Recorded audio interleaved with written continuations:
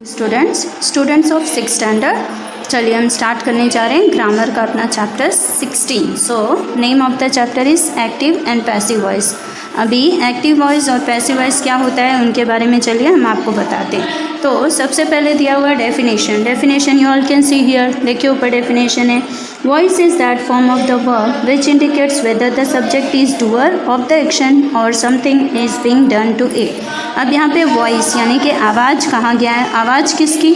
Verb की। अब verb क्या होता है? विच indicates whether the subject is the doer, जो हमें कि ये बता रहा है कि करना वाला जो है, कर्ता जिसे हम कहते हैं, तो वहाँ पे सब्जेक्ट बोला गया और डूअर यानी करने वाला व्यक्ति या करने वाला कर्ता ऑफ द एक्शन। और क्या चीज़ करने वाला? एक्शन को करने वाला, यानी कोई भी कार्य को जो करने वाला व्यक्ति होता है उसको हम सब्जेक्ट कहते हैं। और वही हमें बताता है कि वर्ब क्या है सेंटेंस में, और something is being done to it, या फिर ऐसा कोई कार्य जो हो चुका है, अब हो चुका हो या हो रहा हो, लेकिन किसी के द्वारा ही किया जाता है।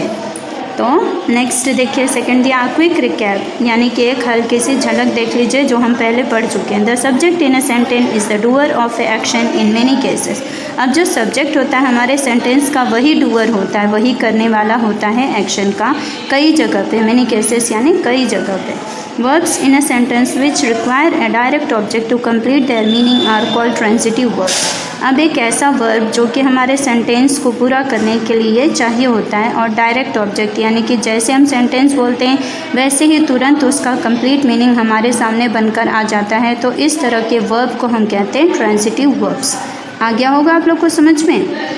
तो नेक्स्ट देखिए, now look at the picture given here and read the sentences carefully. अब एक पिक्चर यहाँ पे दिया हुआ है, तो ये पिक्चर को देखकर हमें ये सेंटेंस को समझना है। देखिए, नमिता सैंग अ सॉन्ग, यानी नमिता लड़की का नाम बताया गया, तो नमिता कौन है? वो करता है, करता यानी सब्जेक्ट, एंड सैंग वो क्या कर रही है? सैंग कर रही है, यानी उसने गाना गा लिया है। सैंग जो है वो वर्ब है। अब क्या गाया है? अ सॉन्ग यानी कि गाना, सैंग यानी कि गा चुकी है, तो हो गया पास्ट टेंस। एंड सॉन्ग यानी क्या गाया है उसने? तो गीत गाया है। सेकेंड वाले में देखिए, Britney Spears sang a song, यहाँ पे ब्रिटनी स्पीयर्स जो है वो भी एक नाम है या वो करता है, इसलिए उसे सब्जेक्ट कहा है। सैंग यानी उसने जो काम किया है, वहाँ पे वर्ब है सैंग। ए सॉन्ग यानी कि उसने भी क्या गाया है? गीत गाया, तो ए सॉन्ग क्या हो गया? यहाँ ऑब्जेक्ट हो गया। अब आपको इस एग्जाम्पल से क्लियर हो गया कि सब्जेक्ट क्या होता है, वर्ब क्या होता है और डायरेक्ट ऑब्जेक्ट क्या होता है। तो चलिए अब नेक्स्ट आ जाते हैं, ये उसी के बारे में हमें बताया गया। नीचे देखिए, ये पिंक बॉक्स में और एक दिया हुआ है आपके लिए, एक्टिव वॉइस क्या होता है। एक्टिव वॉइस की डेफिनेशन अगर हम आपसे पूछें, पहले ही आपको बताना है वॉइस क्या है, फिर आपको बताना है कि एक्टिव वॉइस क्या है, और फिर यहाँ पे तीसरा डेफिनेशन होगा आपके लिए कि पैसिव वॉइस क्या होता है। तो अब एक्टिव वॉइस को देखते हैं। When the subject of a sentence does an action we say that the sentence is in active voice. जब हम कोई भी यानी सब्जेक्ट यानी जो करने वाला है, जब सब्जेक्ट जो है सेंटेंस का वही कोई ना कोई एक्शन करता है, यानी कोई ना कोई कार्य कर रहा है आपके सेंटेंस में, तो उसे हम कहते हैं, उस टाइम पे हम कहते हैं कि वो एक्टिव वॉइस है। अब उसके एग्जांपल्स भी दिए हैं, देखिए। अ सॉन्ग वॉज सung बाय ब्रिटनी स्पीयर्स, यानी गीत गाया गया है किसके द्वारा? ब्रिटनी स्पीयर्स द्वारा, तो ब्रिटनी स्पीयर्स ने गाना गाया। Then here a song is the subject and it is not the doer of the action. यहाँ पर सॉन्ग जो है वो सब्जेक्ट बताया गया, लेकिन करने वाला नहीं, करने वाला एक्शन कोई और है। So this sentence is in passive voice, और इसीलिए क्योंकि यहाँ पर जो क्रिया है वो बदल दी गई है, उसकी जगह बदल दिया गया, इसलिए ये हो गया पैसिव वॉइस में। Here the action rather than the doer is emphasised, यहाँ पर जो एक्शन हो रहा है वो डूअर के द्वारा, यानी डूअर उसको रियलाइज़ कर रहा है, उसको मान रहा है या उसको बता रहा है कि उसने ये कार्य कर दिया है। अब उसके बाद नेक्स्ट है पैसिव वॉइस। तो पैसिव वॉइस क्या होता है वो देख लीजिए अभी। When the subject is not the doer of an action, जब जो सब्जेक्ट है वो करने वाला नहीं होता है, यानी उसने नहीं किया होता है, but something is done to it, लेकिन कुछ ना कुछ उसके लिए हो गया होता है, the sentence is said to be in the passive voice, तब ये मान लिया जाता है कि वो सेंटेंस जो है वो पैसिव वॉइस हो गया है। यानी ऑलरेडी करने वाले ने किया नहीं लेकिन फिर भी काम हो गया है किसी के द्वारा, तब ऐसी जगह पे हम उसे पैसिव वॉइस कहते हैं।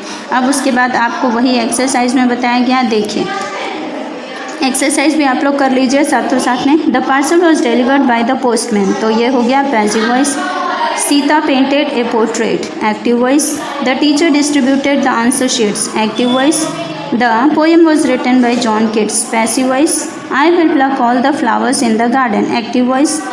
Rishan has completed the project. Active voice. The thief was caught by the police. Passive voice. तो ये आपकी एक्सरसाइज भी हो गई कंप्लीट.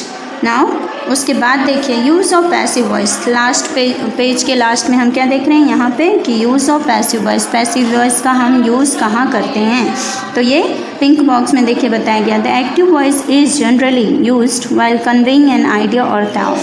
एक्टिव वॉइस को हम कब यूज़ करते हैं, जब हमें किसी को कुछ आइडिया देना होता है या अपने कोई भी सोच विचार हमने किया होता है वो हमको दूसरे तक पहुंचाना या बताना होता है, तब हम एक्टिव वॉइस उसे कहते हैं. But sometimes the use of passive voice is required.